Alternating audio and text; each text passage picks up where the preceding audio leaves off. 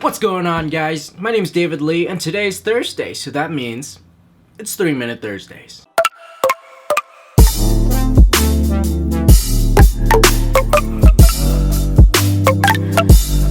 So today, I'm going to be talking about a few angles and a few types of shots that you can use to improve showing off a product or showing off a certain scene. Some camera angles that will improve your video just by moving it instead of watching something like this. See, now that's kind of boring. You're just staring at the screen, nothing's going on, nothing's happening. So I'm going to teach you some camera angles and some camera movements that you can do to help show this off and improve the way people see it. So let's start the clock and let's get started. The first one I'm going to call the reveal, because all you pretty much do is reveal it behind something. So you have the camera behind something and then you reveal the product by moving the camera to see it. The second is the zoom in. Pretty much it's really easy. You just move the camera in and zoom in, just move the camera closer, move the camera back, in and out, zooming in, zooming out. And then we have the arc. So this one's a little bit more complicated. So if you know what an arc is like, it's like a half circle. So it goes up and then it comes right back down. So that's exactly what the camera movement is like. I'm going to call it the arc because that's what it is.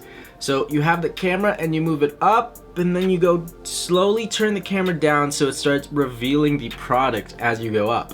Now I do this a lot on my drone shots. As you can see here with this shot here, you kind of see like an arc with the camera, so it kind of gives off a really cool effect. Now this next one is gonna be called the slide because it's like a slider, like you're sliding. Now you don't need a slider to do this, but having a slider in itself is just obviously better. But you don't need one. You can always do it by hand. You can slide it on a towel, on books, on anything at all. So it's pretty much sliding. You slide the camera across. You can go in a rotation, you can go straight, you can go forward, back, doesn't matter. It's a slide, it's a really cool effect, it's really clean. Just all together, it makes for a really cool shot. Now this next one is the orbit, or the rotation that I like to call. So pretty much you take your camera from the top and you go around the product. Now you don't have to do a full orbit, a full circle, it doesn't matter. It's up to you and how much you need.